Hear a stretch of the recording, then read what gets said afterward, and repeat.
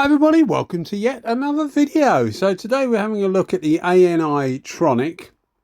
This is, well, it's an ANI 200, so commonly known as the ANI 200 Black. It's available in various disguises. One of them is the ANI Skull.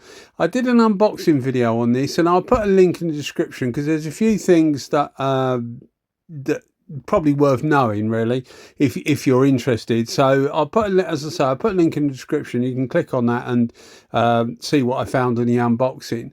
But effectively, it's the same as the ANI Skull, and there's quite a few different versions. As far as I know, the Skull and the Tronic are only available via Sprayguns Direct.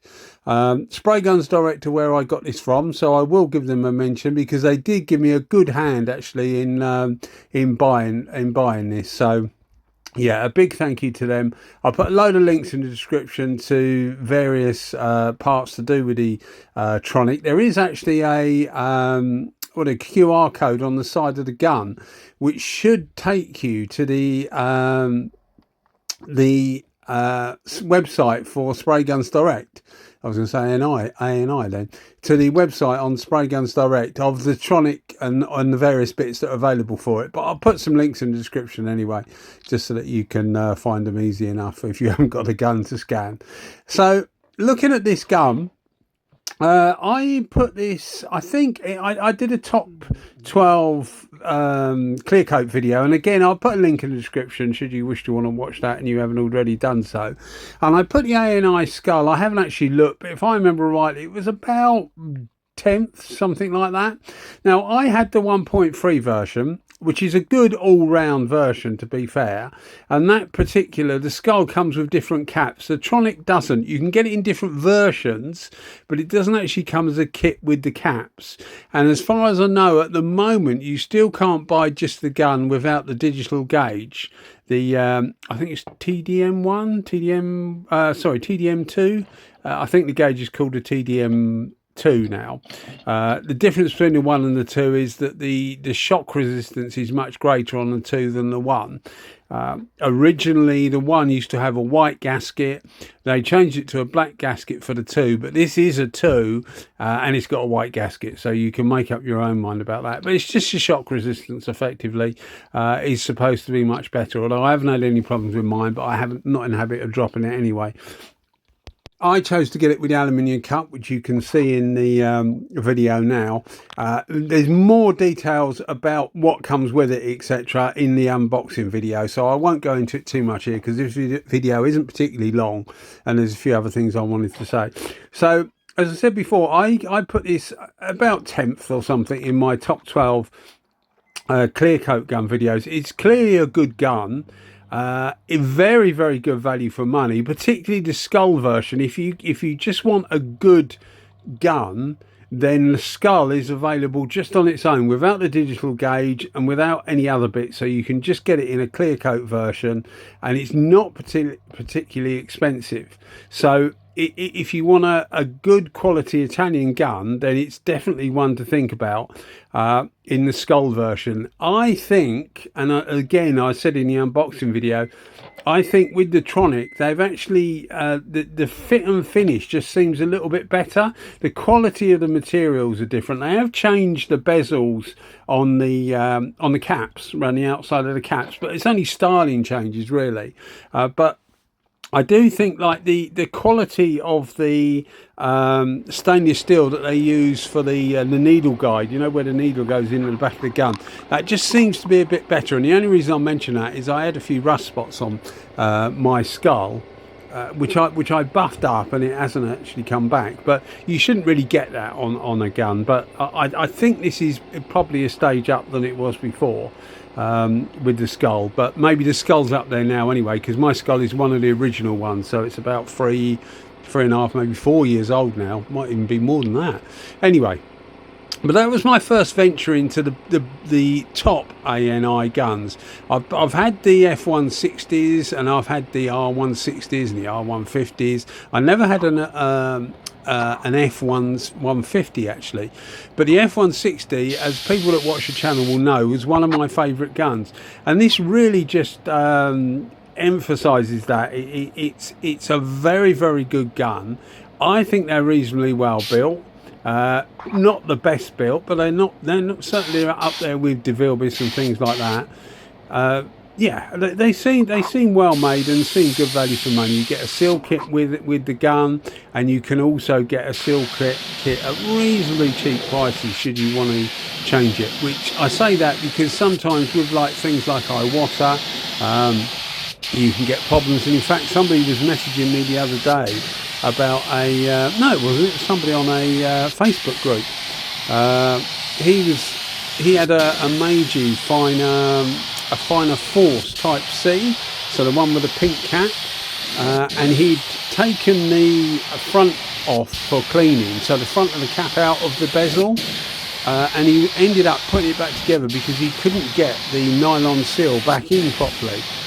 And when he inquired, you couldn't get the nylon seal on its own. You had to buy a cap, and a cap was about 125 pounds. Loads and loads of money. So I do make a purpose about saying about spare parts, because you, like in the seal kit with this, you do actually get all the seals. So it is worth knowing, I think, that you can get things like that without being too, without it getting too expensive. And I'm a fan of Meiji. People who watch the channel will know I'm a fan of Meiji, but you should be able to get something like that separately. Certainly iWater do that, sell the parts separately. Anyway, on to the ANI. So as I said before, I put it about 10th place. I got it in 1.3. Now the 1.3 for clear coat, for base coat is fine, because I tend to not worry about if I dial the fluid off with base coat. It doesn't seem to really matter that much. But with clear coat, I don't like dialing the fluid off too much, because I think it just doesn't make the gun perform as well as it can. So I will normally use mine on full fluid. When you're spraying clear coat, you want something to wet up nicely anyway, I think.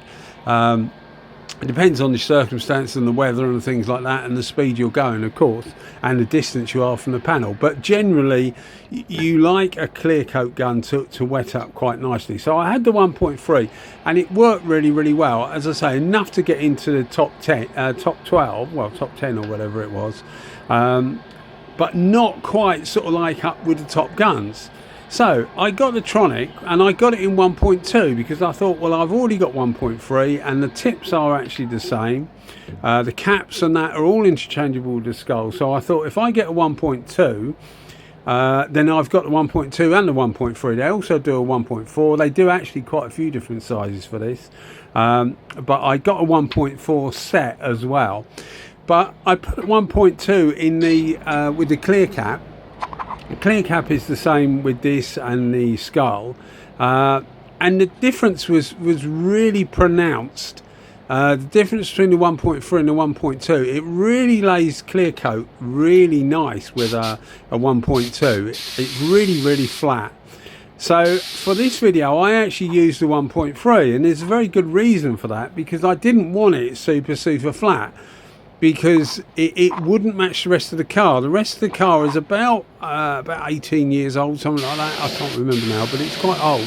And I ended up doing this bonnet, and I ended up doing one for somebody else afterwards as well, because they'd seen what they'd done, what I'd done to this one for someone. Anyway, long story, but I didn't want super flat finish, so I went for the 1.3. But if you want a super flat finish, go for the 1.2, because it really does knock this gun up the rankings. I will do a new clear coat top 12 or whatever it is clear coat video at some time, and I this will be up near the top, because it is genuinely really good. Reliability wise, I do say this because it does seem to come up sometimes that people say that the ANIs aren't that reliable.